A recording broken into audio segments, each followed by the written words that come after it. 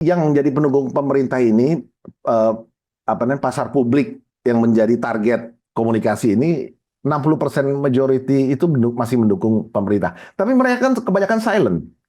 Nah, yang nggak silent ini yang terutama di 16% dan sebagian yang disebut anak abah itu, ini yang ramai terus kan target komunikasinya yang tadi kita bahas, yang kelompok-kelompok Iya. untuk mencari dukungan kan, untuk memenangkan opini dan mencari dukungan kan.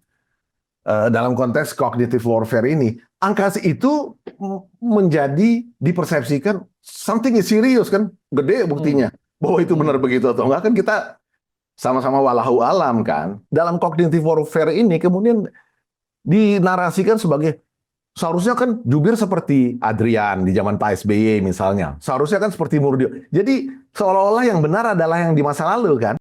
Kalau yang Pak Jokowi itu sangat terkait dengan diskusi kita tentang cognitive warfare bahwa itulah cara menanganinya.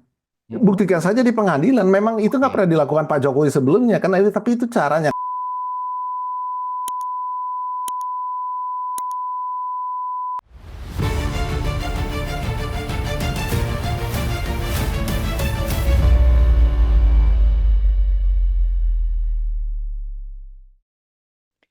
Bismillahirrahmanirrahim. Assalamualaikum warahmatullahi wabarakatuh.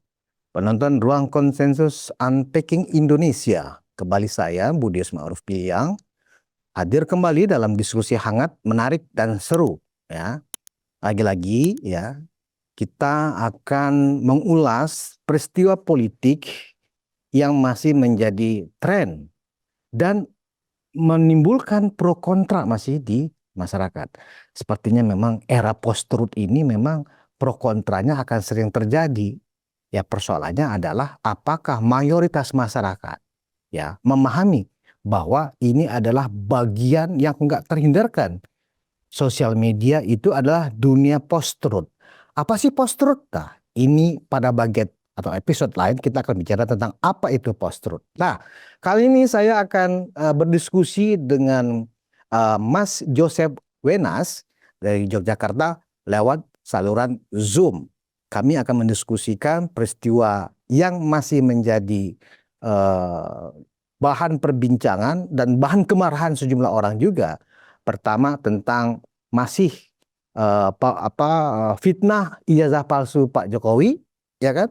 Kemudian juga ada pemakzulan yang didorong, yang didesakkan ya oleh sejumlah purnawirawan kepada presiden. Nah, bagaimana sudut pandang intelijen ya dalam melihat peristiwa ini? Nah, saya sudah tersambung dengan Mas Joseph Benas. Halo, Mas Joseph, selamat sore. Sore, halo, apa kabar? Ya, Senang kembali lagi. kali ini saya agak lebih funky nih. Biasanya kan Mas Joseph nih yang funky ya kan. Nah, ternyata saya yang funky, Mas Joseph nggak funky nih. Ya udah nggak apa-apa.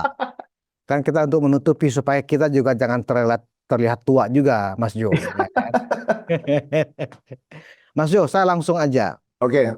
Hari ini Pak Jokowi secara tegas ya mendatangi kepolisian dan melaporkan orang-orang yang selama ini ya telah memfitnah dengan segala macam. Nah, sekarang ini saya pikir pasti batas kesabaran itu memang sudah habis.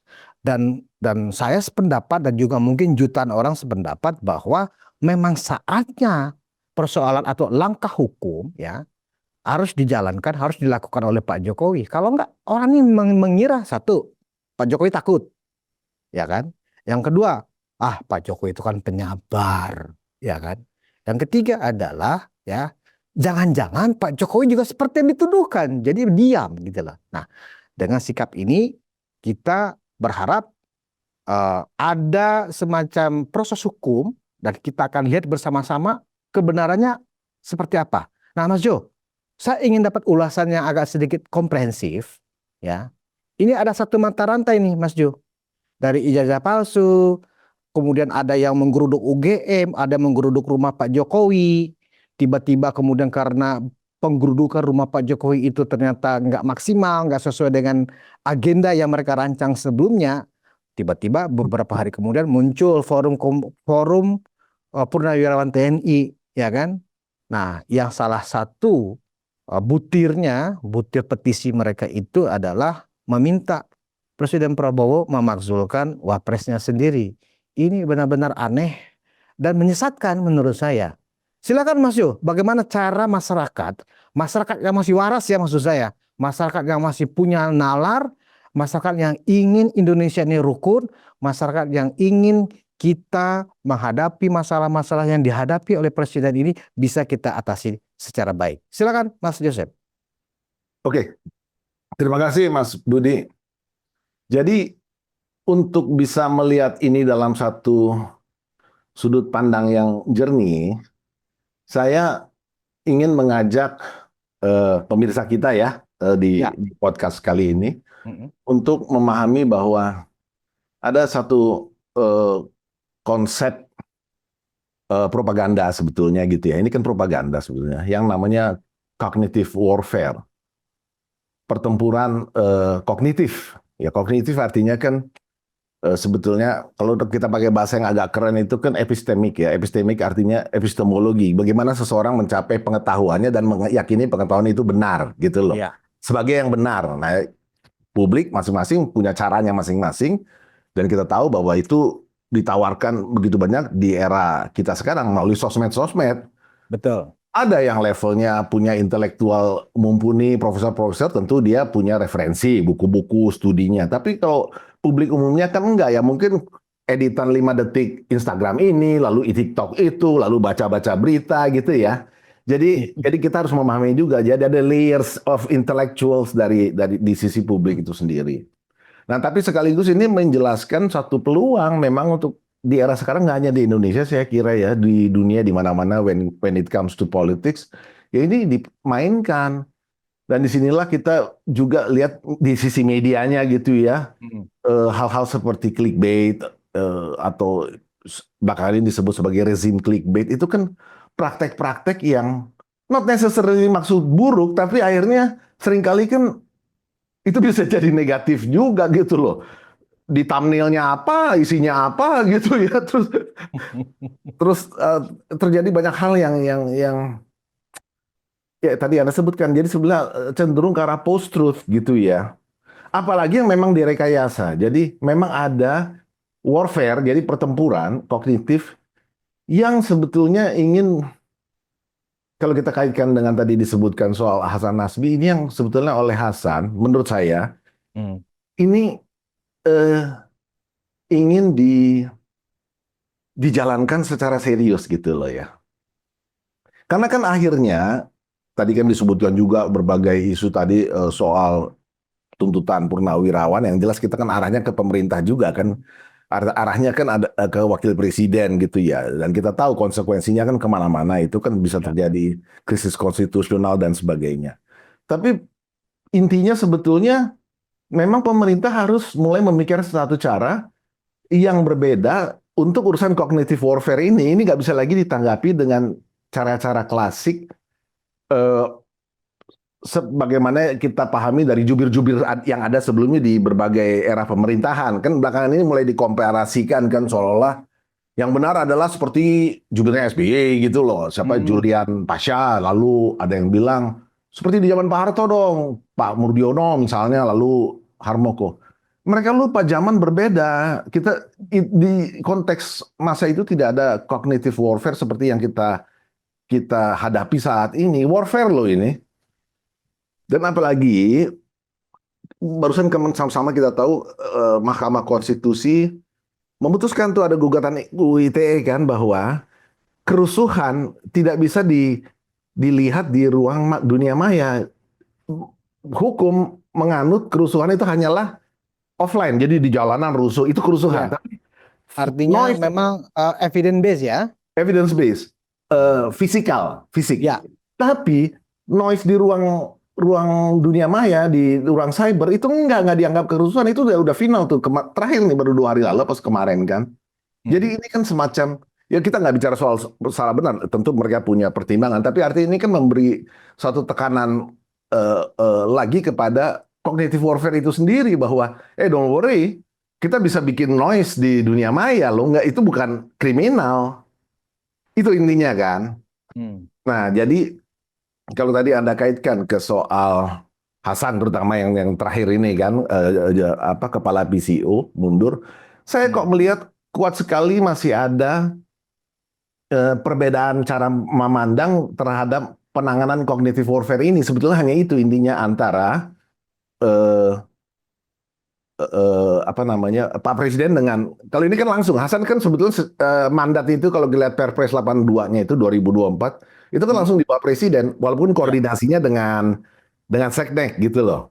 Tapi dia langsung saya kira masih ada ini gitu loh. Jadi saya lebih melihat itulah yang kalau kita teliti dari suratnya Hasan Nasbi itu kan tekanannya pada sesuatu yang tidak bisa diatasi. Lalu kedua ada persoalan juga yang di luar dari kemampuannya itu sebetulnya intinya yang harus kita lihat sebagai points of analysisnya. Nah, sesuatunya itu apa? Persoalannya itu apa? Saya melihatnya ini. Ini soal strategi bagaimana kita mulai menjalankan cognitive warfare tidak lagi menggunakan cara-cara konvensional seperti ya pemerintah ada satu isu pemerintah menanggapi, membantah. Jadi reaksioner. Reaksioner biasa saja. Kalau itu yang dilakukan kan ya kita tahu bahwa bad news is a good news dan damage-nya itu kan panjang dan selalu menang bad news. Soal perselingkuhan artis itu kan bad news itu buat publik tuh selalu ini sebagai contoh saja ya. Jadi akan kalah terus dengan bad news gitu loh. Jadi memang perlu dihadapi juga dengan mematahkan epistemiknya dari si para pembuat cognitive warfare ini. Nah, isu-isu yang Anda sebut tadi dari soal ijazah Pak Jokowi, lalu Purnawirawan, lah, di dalamnya ada soal-soal permintaan Gibran mundur, lalu apa lagi? Kepala babi misalnya gitu ya. Iya. Dan tiba-tiba Hasan Nasbi mundur kan gitu. Iya, iya, ya, Itu kan semuanya peristiwa politik, Mas itu Jo. semuanya peristiwa politik dan itu sebetulnya cognitive warfare. Sebenarnya cognitive warfare antar siapa dan siapa dalam pandangan Mas Yosep?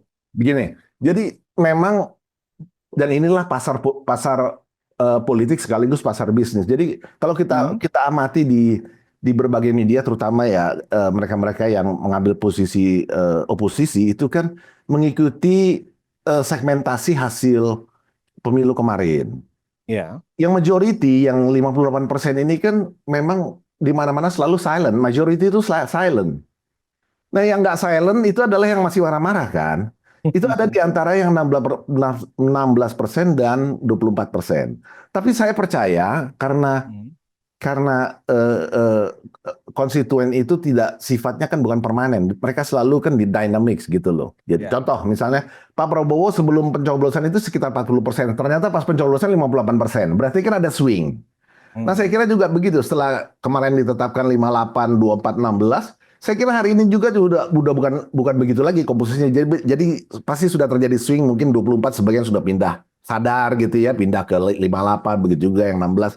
Sehingga posisinya sebetulnya sudah tidak sama persis. Jadi barangkali on the safe side yang menjadi pendukung pemerintah ini apa namanya pasar publik yang menjadi target komunikasi ini 60% majority itu masih mendukung pemerintah. Tapi mereka kan kebanyakan silent. Nah, yang nggak silent ini yang terutama di 16% dan sebagian yang disebut anak abah itu, ini yang ramai terus kan. Contoh, misalnya kalau kita masih ingat di 2016-an kelompok 212. Itu kan mengisi pemberitaan terus di sosmed, di mass media kan. Tapi yang mayoritas ini kan silent. Sehingga mereka itu kelihatannya menjadi gaungnya kan kemana-mana, seolah menjadi dominan, padahal enggak. Terbukti ketika kemudian ditangani melalui metode kilometer 50 kan selesai. Sejak itu mereka tiarap dan diem kan. Jadi saya ingin mengingatkan ini saja kepada kelompok-kelompok ini, bukan berarti yang silent majority dia diem, yang berada di sisi pemerintah ini dia lalu tidak bisa melakukan apa-apa, hati-hati. Ya. Terutama yang kalangan purnawirawan ini masih ada KUHP urusan makar dan itu pernah diterapkan di 2016, bisa ditanyakan ke siapa Ahmad Dhani waktu itu ya, terus siapa lagi Ratna Sarumpait, masih ingat kan? Itu kan kena semua. Petisi yang purnawirawan ini bisa didekatkan dengan pasal makar itu, Mas Yosep? Potensial. Potensial. Potensial dong. Karena kan Bisa Mas Yosef berikan semacam analisa nggak bahwa apa yang disampaikan khususnya butir 8 ya, iya, apakah itu bisa didekatkan dengan pasal makar itu tadi? jelas. Karena itu kan mengarahkan ke langkah-langkah yang inkonstitusional, itu nggak usah dibahas lagi, itu sudah banyak dibahas yang soal apa wakil presiden di impeach. Kita tahu wakil presiden di impeach itu kan di Undang-Undang Dasar sendiri kan diatur sangat ketat gitu syarat-syaratnya kan. Dan tapi yang paling penting sebetulnya kan kita juga, dan ini sudah dibahas oleh banyak pengamat dan ahli lainnya, bahwa rutenya juga sulit. Itu kan dari politik ke hukum ke politik lagi. Jadi dari DPR itu kan agenda politik kan. Artinya harus meyakinkan koalisinya Pak Prabowo sekarang kan partai-partai kan. Berarti harus ketua partai menyetujui kan. Gampangnya begitu. Baru setelah itu bisa dibawa ke MK untuk diverifikasi apakah apa yang diputuskan DPR bertentangan atau tidak dengan undang-undang. Setelah MK baru dibawa lagi ke eh, politik lagi di MPR. Jadi dari legislatif, yudikatif ke legislatif lagi. Itu kan rutenya itu, dan itu sulit sekali kan. Kita sama-sama tahu. Tapi saya pribadi mengamati bahwa sasarannya sebetulnya bukan itu. Mereka sadar itu susah. Tapi pasal 8 Undang-Undang Dasar 45, Mhm. saya ini ya, saya paparkan ya. Bacakan ya, bacakan. Jadi kalau pasal yang tadi kita bahas rute itu kan pasal 7A 7B-nya kan. Ya. Tapi sebetulnya kalau saya lihat mereka ingin memberikan semacam bola api kepada koalisinya Pak Prabowo melalui pasal 8. Jadi ini kan soal pasal 8-nya soal ayat 1, jika presiden mangkat kan, maka wakil presiden Iya. naik. Ya kan? Mm-mm. Nah, lalu ini kan ada kekhawatiran bahwa karena masih muda nggak ngerti apa-apa, Gibran ini membahayakan negara. Itu intinya kan logikanya. Ya, ya. Tapi poin mereka sudah ada di pasal 2 untuk memecah koalisi, yaitu dalam hal terjadi kekosongan wakil presiden, selambat-lambatnya dalam waktu 60 hari MPR menyelenggarakan sidang untuk memilih wakil presiden dari 2 calon yang diusulkan oleh presiden. Jadi kan menyorongkan bola api gitu loh. Koalisi ini, kalau you mau bersepakat, koalisi kan karena prosesnya kan harus di DPR dulu. Berarti kan Ya. koalisi Pak Prabowo. Jadi kalau you mau bersepakat sebelum bisa loh ini dikesampingkan wakil presiden ini. Ini kan kesepakatan politik dulu. Ya. Yang sulit memang, dan itu sebabnya saya kira mulai terpecah juga. Pak Surya Paloh menolak kan. Tapi Pak Zul kan melontarkan kegenitan kan. Ya 29 kita pasti dukung Prabowo, tapi Wapres nanti dulu. Tapi ini kan ini kan dilontarkan dalam suasana ini kan. Ya kan? Jadi artinya kita sebetulnya mulai melihat mereka melihat sesuatu di koalisi ini memang cerdas untuk menggoyangkan Pak Prabowo, memang harus menggoyangkan koalisinya dulu. Karena itu adalah pilar kekuatannya.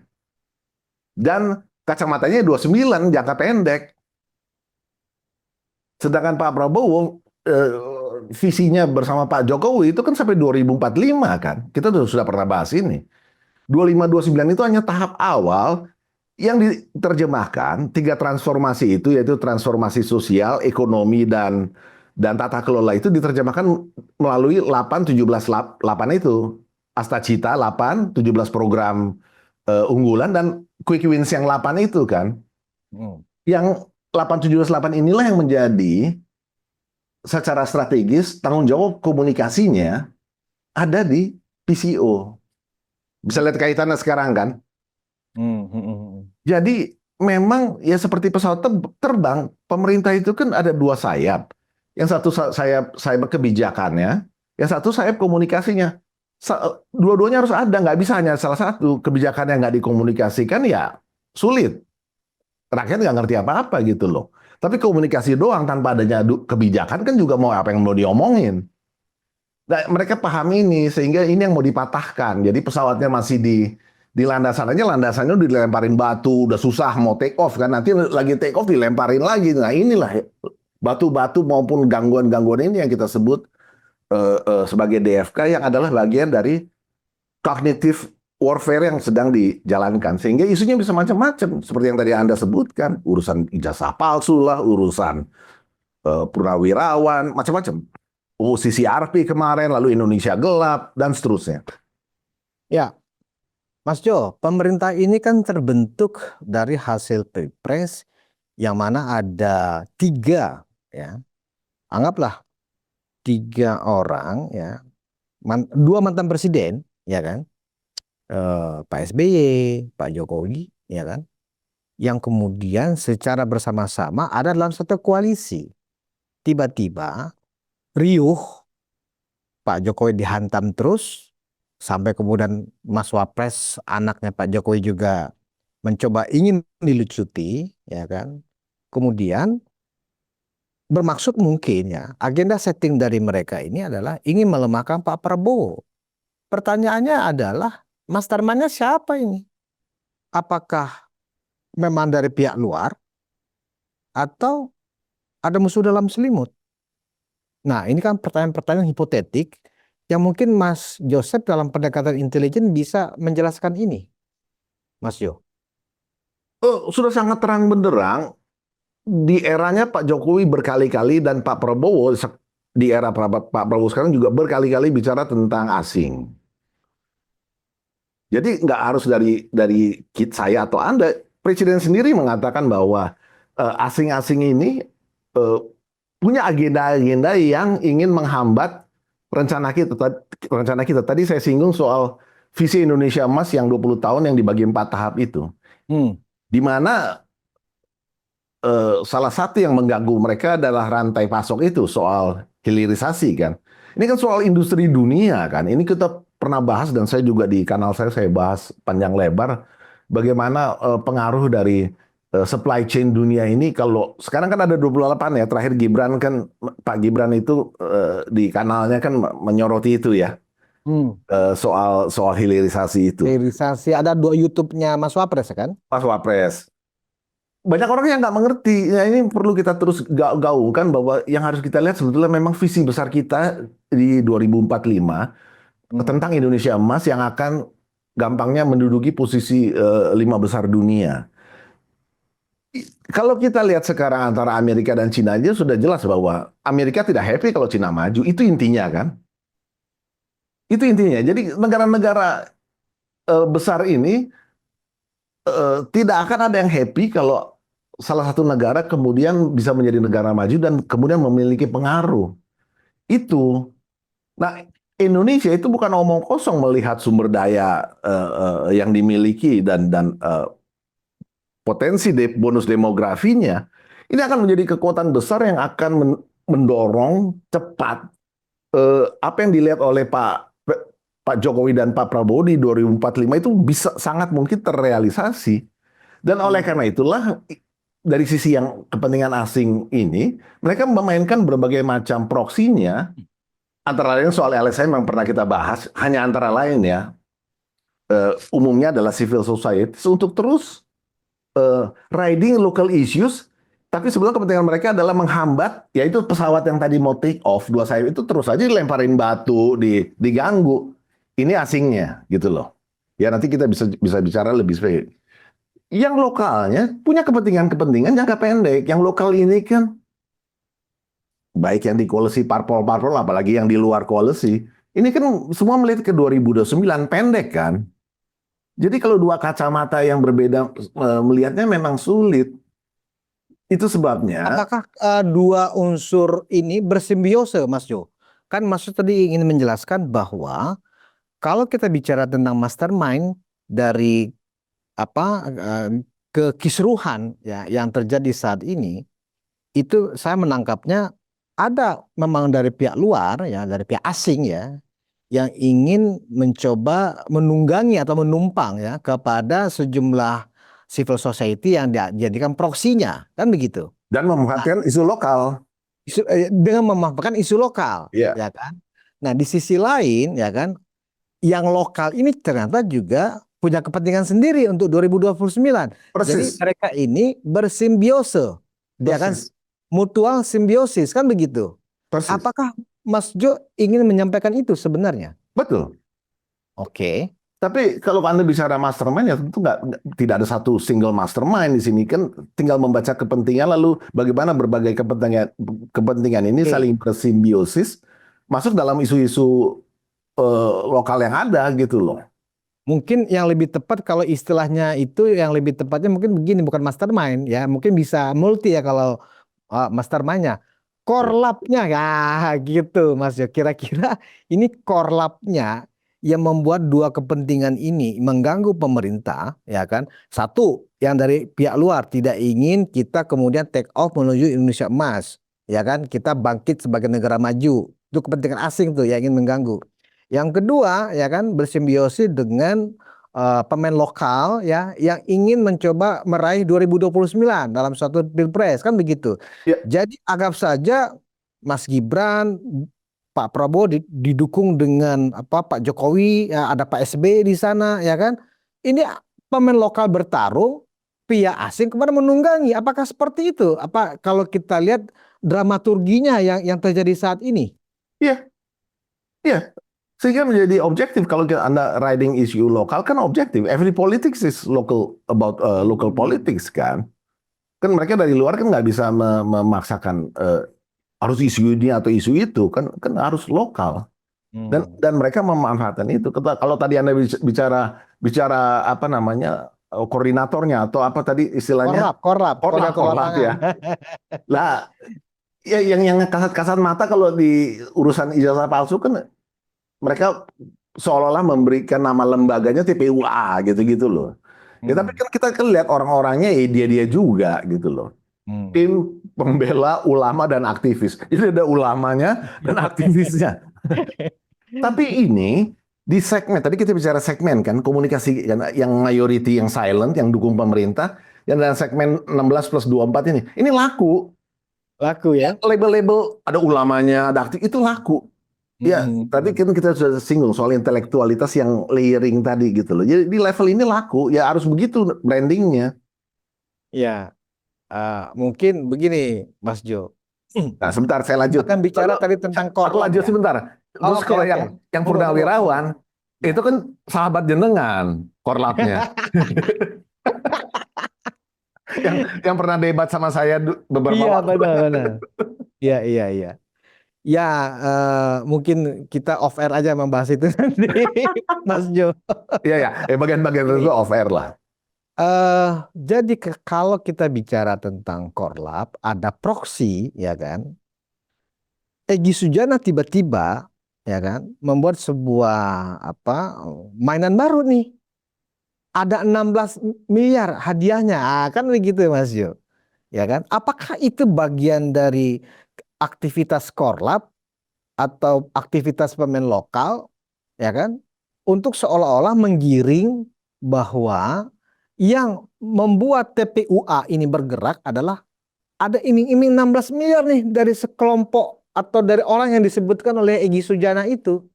Gimana menurut Mas Jo itu? Ada kaitannya nggak sih? Ya, apakah itu benar 16 M itu? Kalau soal itu kita kan nggak tahu ya, tapi bahwa ini kan kita bicara persepsi konstituennya kan, target komunikasinya yang tadi kita bahas, yang kelompok-kelompok untuk mencari dukungan kan, untuk memenangkan opini dan mencari dukungan kan.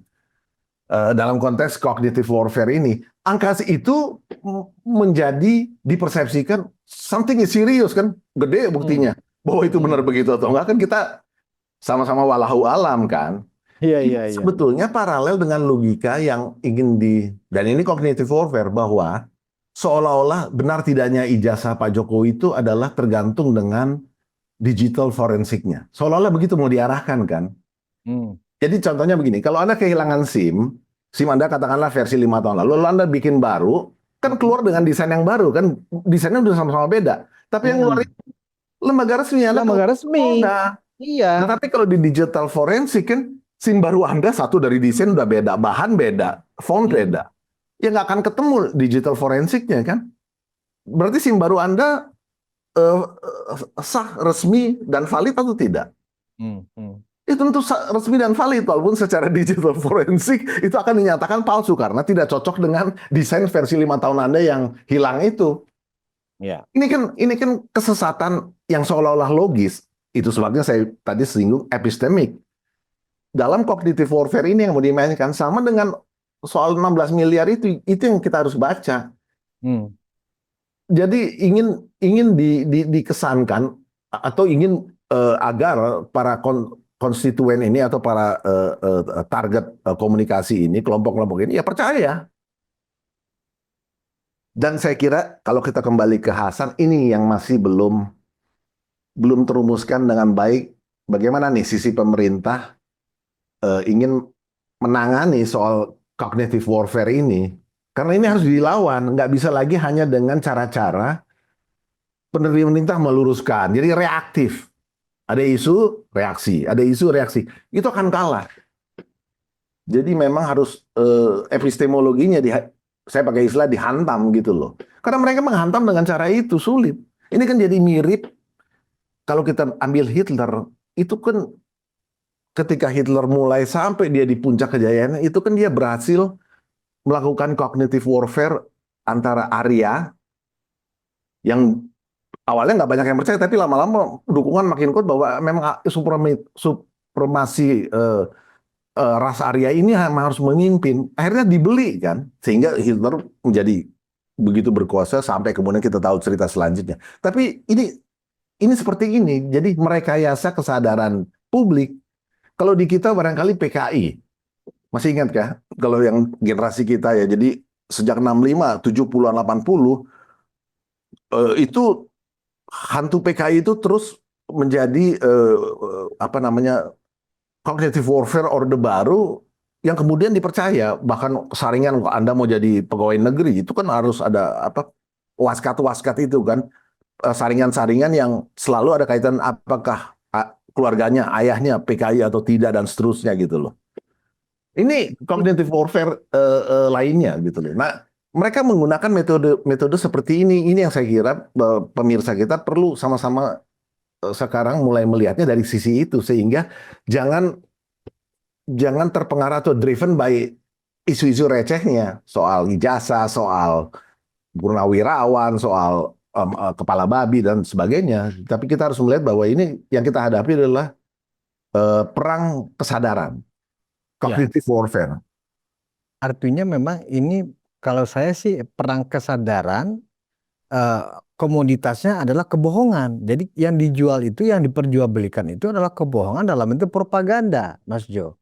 Kan begitu sebenarnya. Betul. Ya kan? Nah, bagaimana publik ya, khususnya publik yang 58%, ya, yang memang sekarang sudah nggak tertarik untuk bermain sosial media, Mas Jo. Kalau kita lihat kolam-kolam di sosial media, ya kan, yang selalu ramai dan heboh dan memberikan semacam banjir dukungan lewat jempol atau like, ya kan, itu kan mereka-mereka yang dari pihak yang kalah ini. Sementara teman-teman dari 58%, mereka benar-benar hanya sibuk dengan urusan pekerjaan dan aktivitas sehari-hari mereka. Nah, masalahnya karena ini adalah komoditas kebohongan, propaganda, ya, dengan tujuan-tujuan seperti yang tadi kita sudah diskusikan. Ada kepentingan asing, targetnya jelas, ada pemain lokal, targetnya jelas, ya kan, dengan menjual komoditi kebohongan. Nah, target komunikasi mereka kan kaum 58% ini, Mas Jo. Bagaimana kaum 58% punya filter terhadap permainan kebohongan atau jual beli kebohongan ini? Kalau kita nggak boleh ingin mengatakan ini bukan jual beli kebohongan, ini sudah jual beli fitnah gitu loh. Seperti apa, Mas Jo? Begini, tadi kan saya katakan kemungkinan besar sudah terjadi swing gitu ya, tapi kan mayoritas ini selalu silent. Itu tadi seperti yang jenengan sampaikan. Ya mereka memilih pemerintahan ini, ya sudah, mereka hidup dalam keseharian sesuai dengan urusan masing-masing karena mereka mendukung pemerintahan ini. Yang nggak dukung ini yang marah-marah kan, yang bikin ribut di sana sini. Nah tapi kalau kita lihat survei approval rating, Pak Prabowo 100 hari itu kan kira-kira di Januari akhir ya keluarnya ya. Tiga lembaga itu kan, Kompas, Indikator, satu lagi apa, LSI ya. 80%. Ya oke lah. Jadi average-nya di 80% kan, ada yang 79 sekian, ada yang 8, oke lah 80%. Itu kan tinggi sekali. Lah, sedangkan Pak Prabowo dipilih oleh menurut hasil resmi KPU 58, berarti kan ada selisih berapa ya? 20 persenan kan? Ya, Iya, ada swing ya. ada swing dong. Itu yang saya bilang. Jadi sebetulnya lebih besar lagi kalau kita pakai Hmm. angka approval rating, berarti Hmm. kan 80% sekitar 20% ini swing dari yang 24 dan 16 gitu Menarik, loh. menarik ini ya, ya.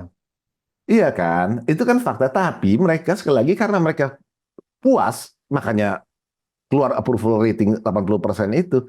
Ya mereka memang memang nggak peduli gitu loh. Tapi bukan berarti mereka diam karena di level komunitas-komunitas dunia maya, antara lain komunitas saya di Facebook misalnya, Hmm. itu sangat sadar kok. Berkali-kali mereka paham ini sih 16%, ini sih kelompok. Hmm. Jadi mereka tuh tahu, bukan nggak tahu. Sehingga saya kira justru karena frustrasi tidak berhasil mempengaruhi ini, malah melalui approval rating terjadi swing dari yang 58 ke 80, berarti kan ada peningkatan gitu. Ini yang membuat mereka frustrasi sehingga makin makin makin galak gitu loh. Hmm. Nah, dari sisi bisnis kita tahu misalnya kayak bocor halus. Bisnis mereka sasarannya memang ke kelompok ini, jualan produk mereka itu bukan ke yang seperti kita yang Ya, ya. yang 50, mereka memang hidup dari kelompok ini, maka itu harus di-maintain. Ini kan pasar Hmm. mereka. Coba kalau kalau Anda tanya, saya sebut nama aja, harus Subeno misalnya, kan nggak hidup dari yang persentase di belakang approval ratingnya Pak Prabowo, nggak akan dibeli Ya. produknya. Yang beli produknya podcastnya Harus Subeno ya kelompok yang di luar 80%-nya ini, yang sekitar 20% sekarang. Maaf, saya sebut nama lah ya. Gak Karena apa-apa, ini Mas Jo. belakangan giring-giring yang soal ini juga kan, jadi soal purnawirawan ini kan, barang. Ya, mereka kan memanfaatkan post-truth ini untuk menjual komoditas kebohongan, provokasi, framing, ya kan, agar mendapatkan monetisasi dari YouTube. Kan begitu aja. Simpel itu sih sebenarnya, Mas Jo. Kan Itu bisnis side-nya lah, ya. iya. Nah, apakah mereka memang punya agenda bagaimana membangun bangsa, negara? Saya sih masih meragukan, Mas Jo. Oke, Mas Jo. Terlepas dari itu, ya kan? Terlepas dari itu. Sekarang kalau kita lihat, kalau kita kaitkan dengan eh, ini kan perang komunikasi, propaganda itu kan bagian dari tipikal tipe-tipe komunikasi, ya Mas Jo Ya, ya. ya. Kita punya yang disebut kantor komunikasi presiden. Kepalanya sebelum Hasan Nasbi adalah Hasan Nasbi nih. Hmm. Dari periode akhir Pak Jokowi kan Hasan Nasbi ini sudah menjadi kepala PCO kan gitu ya. Ya. Dan eh, terbentuk pemerintahan baru, Hasan tetap di posisinya. Ketika di perang propaganda ini, yang jelas-jelas sebenarnya justru menguntungkan pemerintah. Seperti yang tadi Mas Joseph jelaskan, justru membawa penambahan dari 58%, ternyata hasil survei setelah 3 bulan pemerintah naik menjadi 80%. Lebih dari kenaikan hampir separohnya meningkat gitu loh, ya kan? Nah, kenapa tiba-tiba justru kawan kita ini Hasan Nasbi ini justru kemudian menarik diri dari arena, keluar dari pertarungan. Gitu loh. Ada apa? Apakah memang ini bentuk lain sebenarnya Hasan Nasbi ini bukan mundur ya dalam pembicaraan di belakang layar barangkali sudah mau diberhentikan tapi supaya lebih terhormat ya udah Anda mundur saja. Bisa saja kan ada dugaan-dugaan seperti itu Mas Ju gitu loh. Ya kan? Apalagi kita melihat bahwa seolah-olah ya kan, seolah-olah Hasan Nasbi dalam menjalankan tugasnya ya kan dianggap gagal atau tidak bisa menyampaikan pesan-pesan dari presiden, bahkan cenderung dianggap misalnya emosional dengan komentarnya ketika merespon kepala babi dan seterusnya. Nah, menurut Mas Jo, ada kaitannya nggak sih ketika ini perang komunikasi, perang propaganda, justru kantor komunikasinya seolah-olah tanda kutip kalah gitu loh. Ini ada apa? Kok Hasan mengundurkan diri? Walaupun itu haknya dia ya kan, Mas Jo? Ya. Jadi kalau kalau kita kita amati surat Hasan itu, Mm-mm. Point of analysisnya saya kira di kalimat Hasan ini kan seorang seorang penulis ya. Dia mantan jurnalis Kompas, kemudian dia sering menulis politik sebagai konsultan politik. Mm-mm. Jadi melihat latar belakang ini, apalagi literasinya bagus sekali, itu kan mencerminkan bahwa pilihan kata-katanya bagi saya ya, dia apalagi ini surat pengunduran diri, itu adalah kata-kata yang sangat dipilih, dipikirkan gitu ya. Nah, lalu apa yang menarik dari kata-kata yang sangat dipikirkan matang itu bagi saya adalah kalimat bahwa Menepi dan jadi penonton. Kalau buat saya bukan, gitu. justru justru bukan, bagi saya bukan itu, Oh, bukan itu. bukan itu. Maksud melihatnya apa? Jadi kalimatnya kan kalau ada sesuatu yang sudah tidak bisa lagi saya atasi, Oh. atau kalau ada persoalan yang sudah di luar kemampuan saya, Mm-mm. maka tidak perlu ribut-ribut dan seterusnya sampai ke menepi itu. Jadi Hmm. buat saya adalah sesuatu yang sudah tidak bisa lagi diatasi. Itu satu. Yang kedua, persoalan yang sudah di luar kemampuan saya. Itu point of analysisnya yang membuat Hasan mengajukan surat pengunduran dirinya. Hmm. Nah, ini yang sampai saat ini masih misteri karena yang bersangkutan kan belum mengeluarkan public statement apapun. Ini adalah surat dari seorang bawahan kepada atasannya kan. Atasannya pun yang adalah presiden, kita tahu Perpres 82 itu kan atasan langsung PCO itu, kepala PCO itu presiden. Walaupun Ya. kita tahu bahwa koordinasinya dengan Seknek, tapi atasan langsungnya presiden. Usernya ada presiden. Nah, presidennya kan juga belum sampai hari ini. Kemarin Seknek Prasetyo Hadi juga menyatakan bahwa belum ada tanggapan dari presiden, tapi presiden sudah aware dan seharusnya memang sudah aware kalau kita lihat surat ini masuk 21 April. Kemudian Hasan mengumumkannya kan 29 April kemarin kan, sekarang tanggal 30. Tapi surat ini sudah masuk dari 21 April, berarti kan sudah 9 harian. Nah, kalau kita bandingkan dengan proses, kalau katakanlah ini reshuffle, ujungnya kan kata yang ingin dikonfirmasi ini reshuffle nggak sih sebetulnya kan? Artinya Hasan blunder, katakanlah isu kepala babi itu blunder lalu di reshuffle gitu loh. Nah, kalau kita bandingkan proses bila ini reshuffle itu juga menimbulkan pertanyaan kalau kita bandingkan dengan Menteri Brojonegoro itu, Sumantri. Itu kan prosesnya relatif cepat kan dari sejak keluar isu pegawai itu kira-kira seminggu check out gitu loh.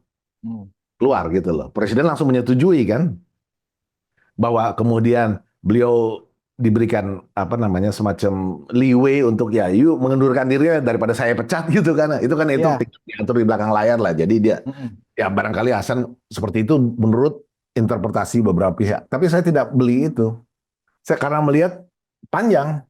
Isu kepala babi itu kan di Maret akhir, minggu terakhir Maret lah kira-kira. Mm-mm. Berarti lebih lama lagi, sedangkan surat surat pengunduran diri Hasan Nasbi 21 April. Hmm. Jadi menurut saya itu nggak bisa dikaitkan dengan isu kepala babi.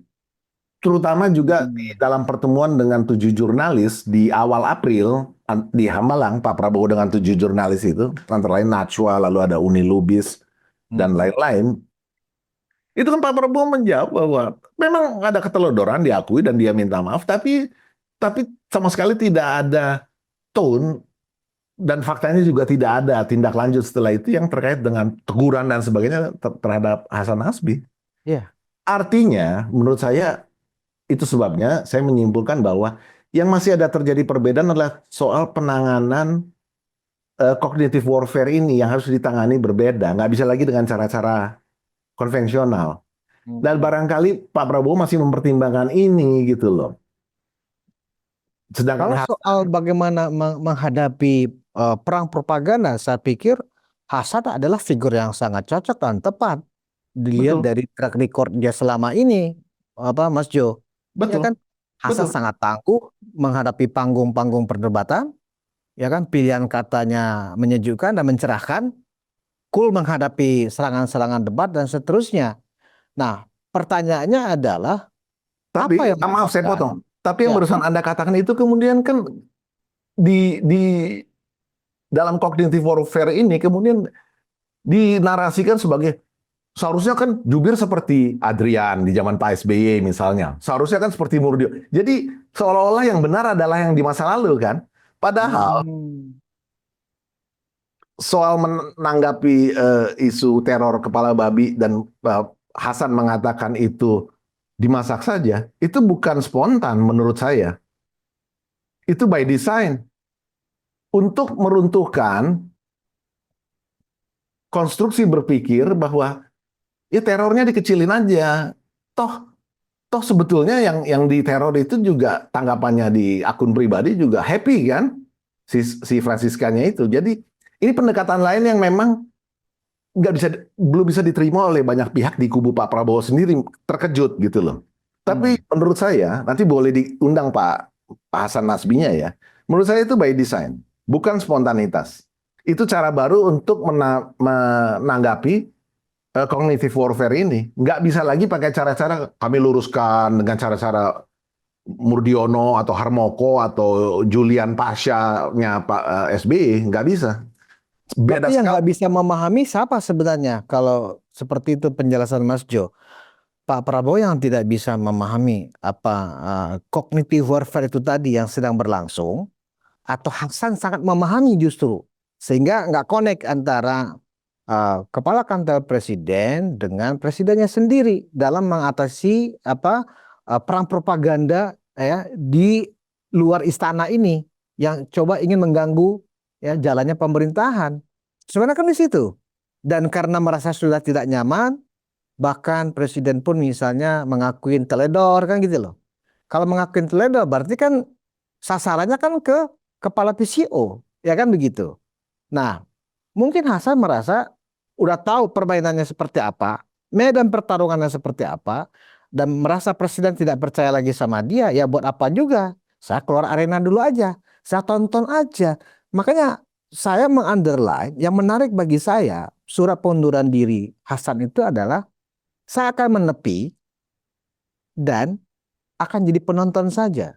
Padahal di dalam Pilpres kemarin kontribusi Hasan di luar urusan apa survei ya, di luar urusan apa lembaga survei yang dan Hasan berpengalaman di situ, tetapi dalam konteks berkomunikasi, dalam melancarkan propaganda atau kontra propaganda, Pak Prabowo ini sebenarnya punya pejuang yang hebat namanya Hasan Nasbi. Kenapa kemudian dibiarkan mengundurkan diri atau ada juga sebagian yang mengatakan sebenarnya Hasan itu udah diberhentikan tapi biar enak, biar terhormat mengundurkan diri. Seperti juga Menteri Pendidikan Tinggi Sumantri Bojonegoro itu, Mas Jo. Apa menurut Mas Jo ini? Dari sisi Pak Prabowo dan para penasehat atau orang-orang dekatnya sekitar, saya kira satu-satunya yang lagi dihitung dan benar-benar membuat mereka menghitung betul lah ya, barangkali kata-katanya itu risiko politiknya saya kira ya, karena pendekatan ini kan nggak lazim ya. Jadi menghadapi cognitive warfare dengan cara baru ini nggak lazim dan punya risiko politik. Dan terbukti ketika Hasan menjawab dengan cara itu dengan maksud mengecilkan unsur terornya, memang punya risiko politik dibelokkan menjadi teror ke media kan. Jadi seolah-olah apa namanya melecehkan media gitu loh. Walaupun kita tahu bahwa media yang dilecehkan juga bukan berarti tidak pantas dilecehkan karena produk-produknya kita sudah sama-sama tahu gitu loh. Jadi memang dua sisi dan bukan tanpa alasan. Jadi memang ada perhitungan-perhitungan itu juga, itu yang saya kira membuat fakta juga hari ini kan belum dijawab. Pengunduran diri Hasan dari tanggal 21 April itu kan belum dijawab oleh presiden. Itu kan Apakah perlu semacam apa respon yang sangat formal seperti itu, Mas Jo, bahwa eh, mengundurkan diri itu boleh definitif atau bisa definitif jika sudah mendapat jawaban dari presiden. Artinya apa? Masih ada peluang bagi Hasan ternyata tidak diizinkan untuk mengundurkan diri. Maksud Mas Jo seperti itu. iya, bisa saja karena ya kayak Pak Sumantri terakhir kan akhirnya kita tahu presiden menyetujui gitu loh. Ya, kemudian menandatangani karena itu kan dari Kepres ke Kepres dong. Kan ini kan tata tertibnya harus Apalagi ini levelnya kan setingkat menteri. Hmm. Ya kan ada tertib administrasinya sehingga harus ada formalitasnya juga itu pasti. Jadi memang harus begitu. Ya kita tunggu aja. Nah, ketika Presiden sudah terlanjur mengatakan bahwa memang kalau urusan itu ada sisi saya teledor, kan begitu penjelasan Presiden ketika menjawab pertanyaan 7 jurnalis itu, Mas Jo. Nah, kemudian sekarang kan posisi PIS itu kosong. Siapa kira-kira ya yang relevan yang diinginkan oleh Presiden di tengah situasi ya perang komoditi kebohongan ini? Harus orang yang lebih taktis dan lebih bisa memahami dan punya akses langsung ke Presiden juga ini mestinya. Atau ya emang itu akan ditiadakan menjadi hanya fungsi juru bicara saja. Gimana Mas Jo? Iya, sebelum ke sana saya kira memang ada satu hal lagi yang lagi dihitung betul karena kan eh, belum lama ini sebentar saya cek tanggalnya ya. Ya 22 April kemarin pemberitaan eh kayak Perpres PCO ini yang 82 2024 itu yang oleh Pak Jokowi Mhm. dibuat untuk keperluan pemerintahan ini yang sekarang Ya. itu Oh ya? digugat ke Mahkamah Konstitusi. Jadi mereka intinya melihat bahwa PCO ini kan diambil dari KSP Mhm. unit 4 apa deputi Ya, 4 salah gitu satu ya. kedeputian di KSP Ah, waktu itu. itu Ya, kemudian dipindahkan menjadi PCO PCO. yang urusannya Ya. komunikasi kan sehingga tapi kan intinya jadi sama sebetulnya. Jadi ini adalah komunikasi strategis kata kuncinya itu kan. Lalu jabarannya ada banyak. Nah, yang KSP-nya belum dirubah. Jadi ada overlapping. Dari Mhm. kacamata hukum terjadi overlapping tabrakan antara dua lembaga nih ini yang lagi digugat. Jadi saya kira dan karena kenapa saya menghitung ini karena yang gugat bukan bukan orang sembarangan yang nggak punya skill atau kompetensi. Ini advokat nih dari Wijaya and Associates saya lihat di sini. Mhm. Ada 4 pasal nih. Pasal 3, pasal 4, pasal 48 ayat 1 dan pasal 52. Nah, kita lihat aja nanti. Ini semua pasal-pasal ini terkait dengan fungsi fungsi deputi empatnya yang juga komunikasi strategis dan PCO yang strategis. Ini kan memang dicabut gitu loh. Tapi kelihatannya ini hanya soal administrasi hukum yang belum selesai aja.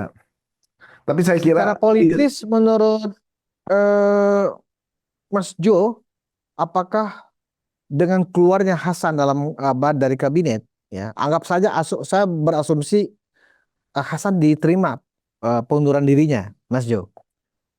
Apakah ini justru akan kurang produktif buat pemerintahan Pak Presiden kita dengan keluarnya Hasan?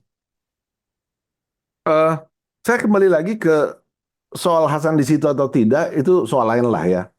Itu nanti kita masih harus lihat karena apakah presiden menyetujui pengunduran diri atau tidak. Tapi prinsip bahwa pesawat pemerintah yang mau take off ini di mana ada satu sayap kebijakan yang macam-macam itu, termasuk MBG, termasuk macam-macam lah. Hmm. Urusan rumah, urusan sekolah. Lalu sayap satu lagi komunikasi ini itu harus dua-duanya ada dan seimbang. Ya. Dua sayap ini mutlak harus ada. Nah, sayap komunikasi ini yang memang harus diperbaiki karena tadi saya katakan nggak bisa hanya kebijakan tapi nggak dikomunikasikan ke publik itu nggak bisa. Atau komunikasi saja tapi nggak ada programnya itu juga sama-sama konyolnya. Jadi memang ini strategis. Komunikasi politik itu sangat strategis. Itu menentukan kalau Pak Prabowo kepentingan paling utama KPI-nya adalah approval rating sudah pasti. Hmm. Karena kita bisa mengasumsikan cukup cukup cukup pasti bahwa 2029 bukan akhir Pak Prabowo. Pak Prabowo akan melanjut ke 2034 sehingga approval rating inilah yang menjadi KPI-nya juga PCO. Ya. Baik, Mas Itu Jo. itu itu ininya PCO apa namanya KPI-nya. Benar. Mas Jo, kita ini sudah hampir 1 jam, tapi masih ada bagian akhir dari diskusi kita. Yang ingin saya tanyakan adalah the end of game ya dari pertarungan yang sudah mulai kayaknya masuk ronde pertama, pertarungan antar elit ini kan kayaknya sudah mulai gitu ya. Kalau saya membaca peristiwa-peristiwa ya dari akhir bulan Maret, April, sekarang masuk bulan Mei, besok ada May Day ya kan. 1 Mei Hari Buruh, dan konon katanya presiden juga akan ikut menghadiri puncak Hari Buruh ya kan. Nah, ini sebenarnya tujuannya apa dan akan berakhir di mana? Nah, kalau menurut dugaan saya, Mas Jo, misalnya kayak kasus dugaan bukan apa gugatan Pak Jokowi kepada para pemfitnah ijazah palsu, endingnya adalah keputusan pengadilan, ya kan? Apakah mereka bisa membuktikan bahwa ijazah itu palsu atau sebaliknya, ya mereka terbukti memberi melancarkan ujaran kebencian, berita bohong dan seterusnya, ya kan? Nah, kalau yang terkait dengan misalnya kayak permintaan pemakzulan atau pemberhentian Wapres Gibran dan kemelut di sekitar komunikasi istana ini, menurut Mas Jo, ini endingnya seperti apa nanti? Akan kemana arahnya? Kalau yang Pak Jokowi itu sangat terkait dengan diskusi kita tentang cognitive warfare, bahwa itulah cara menanganinya. Buktikan saja di pengadilan. Memang itu nggak pernah dilakukan Pak Jokowi sebelumnya, tapi itu caranya, karena epistemologi publiknya ini kan harus diruntuhkan, karena mereka kan Ya. karena beli dari macam-macam editan, lalu baca media gitu ya. Belum lagi di komunitas-komunitas informal di dunia maya seperti komunitas saya AI di Facebook. Itu kan mereka mendapat asupan-asupan. Jadi memang harus dipatahkan dengan hal rasionalitas. Ya udah, bawa pengadilan silakan. Dan terbukti kan beberapa tokohnya mulai melipir kan. Amin Rais mulai. Yang lalu yang sebagian PDIP mulai cuci tangan gitu kan. Kan kelihatan sebetulnya. Nah, itu Endingnya jelas ya, arah endingnya jelas ya kan? jelas. Jadi kembali lagi saya katakan ini cognitive warfare. Jadi itu cara yang betul, seperti itulah. Nah, tadi kita udah diskusi, Hasan menanggapinya dengan dimasak saja. Itu sebetulnya cara untuk meruntuhkan logika teror itu sendiri. Yang Iya, kemudian ya sudahlah, bagi Pak Prabowo itu telodor gitu. Tapi sebetulnya tadi kita sudah bahas. Jadi ya, ini tinggal soal beda pendekatan. Bagaimana kita mau mengeksekusi eh, dalam bentuk hariannya, konkretnya itu cognitive warfare mau seperti apa? Karena nggak bisa cuma di dilayani dengan penjelasan. Damage-nya kejauhan. Hasan jadi menjelaskan. endingnya juga nggak bisa diprediksi ya, Mas Jo? Ya, karena damage-nya itu kan jauh lebih lebih lebih lebih sulit diperbaiki dengan hanya meluruskan atau pernyataan tanggapan gitu loh. Berarti dengan apa poin 8 dari petisi para purnawirawan ini, kalau menurut saya, ya kan, dan beberapa orang teman di civil society, endingnya sebenarnya ada, tapi endingnya itu ada di tangan presiden. Misalnya, presiden tinggal merespon, ya kan, walaupun sudah disampaikan oleh Pak Wiranto sebagai penasihat Polkam, presiden, ya kan, penasihat khusus bidang Polkam, bahwa presiden hanya memberikan respon, menghormati, menghargai, dan akan dikaji dan akan dipelajari, kan begitu. Tetapi terkait dengan pemakzulan, saya pikir ya itu nggak bisa dengan begitu jawabannya. Presiden harus menegaskan soal pemakzulan, ya kan? Itu pikiran yang keliru. Saya dengan Wapres satu paket dan belum ada unsur-unsur yang menyebabkan Wapres saya ya dikaitkan dengan pasal pemakzulan. Selesai masalah. Artinya the end of point-nya ada di situ, tapi yang melakukan harus presiden, nggak ada yang lain. Kalau menurut pandangan Mas Jo sebagai bagian akhir dari diskusi kita ini, apa? Saya Kalau menurut berbeda. Saya sepakat dengan strategi presiden dengan tidak menanggapi urusan pemaksulan itu. Kenapa? Karena itu kan warfare di tingkat community aja, di tingkat publik aja. Jadi mereka kan ini publik biasa. Mereka kan bukan mewakili LVRI, lembaga resmi veteran. Mereka kan mengatasnamakan forum bukan lembaga resmi itu kan ya. Kalau Anda dan saya bikin forum ya bisa aja kita klaimnya forum apa gitu. Seperti itu. Jadi bukan lembaga resmi. Kalau LVRI, lembaga veteran, Legiun Veteran yang bicara itu lain cerita. Ini kan bukan. Dan Legiun Veteran itu udah 300.000 anggota, mereka cuma berapa?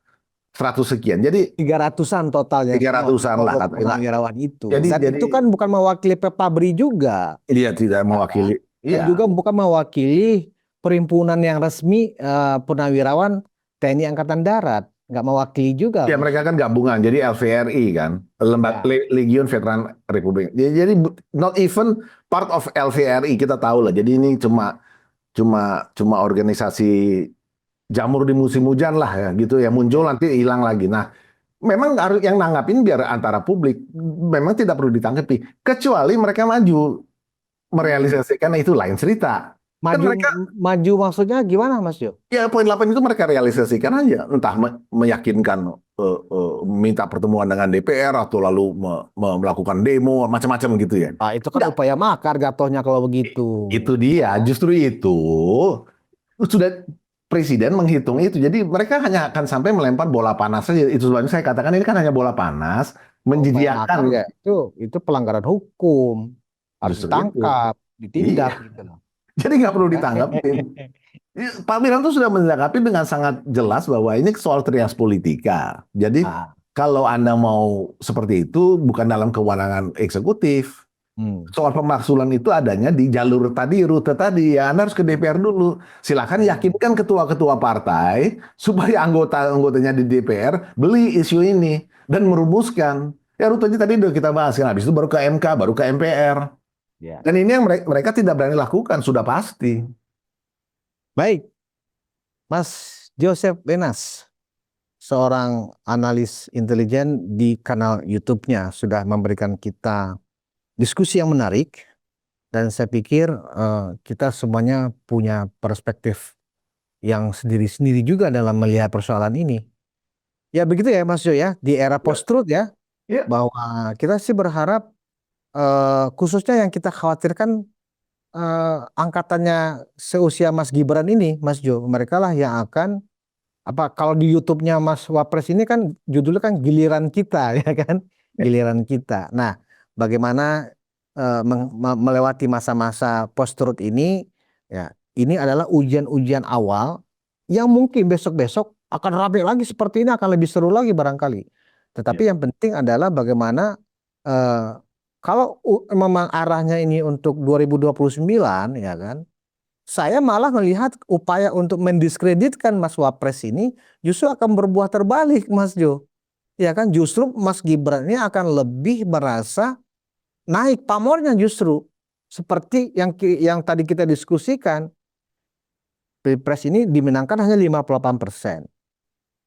Ketika 3 bulan pemerintah baru ini berjalan, pamornya langsung naik menjadi 80%. Seperti itu ya kan. Bisa jadi dan harus dihitung kalau sekarang kesannya Gibran disimpan dulu oleh Pak Prabowo bukan berarti nanti menjelang 2029 nggak bisa dikeluarkan. Kenapa?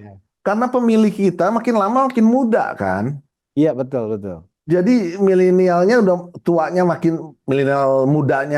milenial tuanya makin sedikit, milenial mudanya makin banyak, dan Gen Z tuanya juga makin banyak. Jadi itu konstituennya Gibran, konstituen generasinya Gibran, dan Pak Prabowo pasti perlu memainkan itu juga. Jadi ini hitungannya masih sangat cair dan terlalu pagi ya kalau mau memeta-metakan sekarang. Itu sebabnya dagangan pasal 8 itu kurang dibeli gitu oleh parpol-parpol sekarang. Mereka kan mendagangkan itu sebetulnya. Ya apalagi mencoba memanfaatkan pasal 8 ya kan. Iya.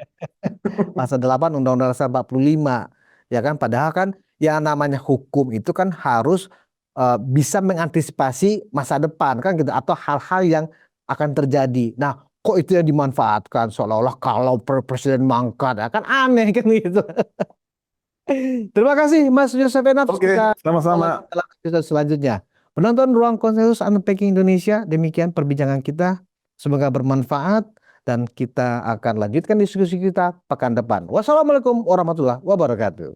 Waalaikumsalam warahmatullahi wabarakatuh.